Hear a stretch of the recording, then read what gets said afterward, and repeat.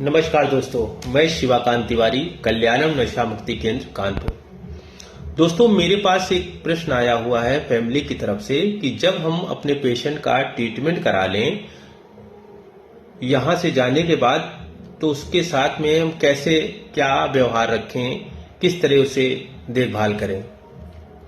तो मेरा मानना है जब यहाँ पेशेंट ट्रीटमेंट लेके जाता है, पूरी तरह डिटॉक्स हो जाता है, काउंसलिंग होती है और उस नशे की लत से वो बाहर निकल आता है, उसे नींद लग रही होती है, उसे भूख लग रही होती है, उसे बेचैनी नहीं होती, उसे घबराहट नहीं होती है, 10-12 किलो वजन भी बढ़ जाता है, पूरी तरह से वो फिट हो जाता है जैसे नॉर्मल लोग। ठीक है, इधर काउंसलिंग के माध्यम से उसकी सोच बदलने का भी पूरा प्रयास किया जाता है। तो जब पेशेंट घर जाता है तो 2, 3, 4, 5 बातें जो होती हैं उस पर ध्यान देने की आवश्यकता है। इसमें पहली बात ये होती है कि पेशेंट को जब यहाँ से वो जा रहा है तो पुरानी बातें ज्यादा उसके सामने दोहराना नहीं चाहिए। नशे की कंडीशन में उसने जो भी कृत्य किया है उस पर बार बार परिचर्चा नहीं करनी चाहिए, क्योंकि वो सारी चीजें यहाँ बता दी जा चुकी हैं और वो रियलाइजेशन भी हो गया है। बार बार उस पर शक नहीं करना चाहिए, ऐसी कोई बात नहीं करनी चाहिए जिसके कारण वो डिस्टर्ब हो रहा है, और ना ज्यादा उसके आगे पीछे लगना चाहिए। ऑब्जर्वेशन में रखिए, अच्छी बात है, लेकिन एहसास मत इस चीज का दिलाइए, क्योंकि कहीं ना कहीं जब आप एहसास दिलाते हैं तो उसको ये रियलाइज होता है कि लोग हम पर विश्वास नहीं कर रहे हैं। थोड़ा समय दीजिए, मौका दीजिए, क्योंकि दोस्तों ज्यादा पीछे लगने से, ज्यादा ऑब्जर्वेशन करने से कोई किसी के पीछे नहीं लग सकता। ना आप लग सकते हैं, ना हम लोग लग सकते हैं। वेट एंड वॉच, यानी हमारा व्यवहार उसके व्यवहार पर डिपेंड करता है।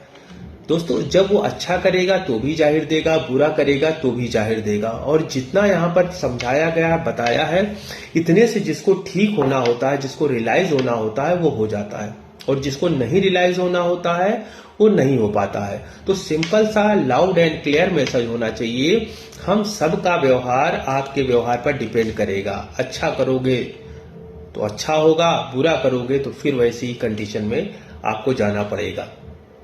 और उसे अपने मन की करने दीजिए, उसे जाने दीजिए, उसे जिम्मेदारियां उठाने दीजिए, है ना। और सही क्या है, गलत क्या है, उसका फर्क भी उसको आइडिया हो गया है।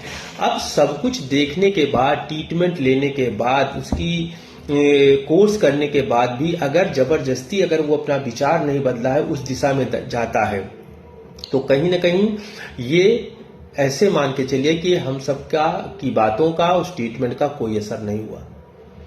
और जब रिलैप्स हो गया, अगर उसने डिस्टर्ब कर दिया, तो ये मान के चलिए फिर वहां पर समझने और समझाने की कंडीशन से वो बाहर जा चुका है, उसको ट्रीटमेंट की आवश्यकता है, और ये जानबूझकर उसने गलती की है।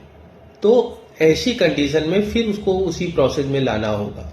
उसमें मारपीट, गाली गलौज या फिर ऐसा कुछ ऐसा करना, ये सब सही नहीं है। ये बातें तभी तक वो समझ सकता है जब तक उस कंडीशन में नहीं गया हो, नशा नहीं कर रहा हो। अगर उसने कर दिया तो सोचने समझने की क्षमताएं जो है उसकी हो चुकी होती हैं, वो बात नहीं मानता। इसलिए उस पर ज्यादा वो मत करिए, उसे स्वच्छंद करिए। अच्छा करेगा तो भी जाहिर देगा, बुरा करेगा तो भी जाहिर देगा। तो जैसा आगे का प्रेजेंटेशन होता है उसी के आधार पर जो है हमें एक्शन लेने की आवश्यकता है, क्योंकि अगर कोई एक्शन नहीं लेंगे, उसको उसके हाल पे छोड़ देंगे, तो फिर स्थिति बद से बदतर हो जाएगी, कोई जनरल प्रॉब्लम हो जाएगी, कोई बड़ी बीमारी होने के चांसेस होंगे। तो उसे हमें संभालना भी है। और ऐसा नहीं कामयाबी मिलती है, कोई एक बार में हाई स्कूल पास हो जाता है, कोई 2 बार में, कोई 3 बार में, कोई 5 बार में।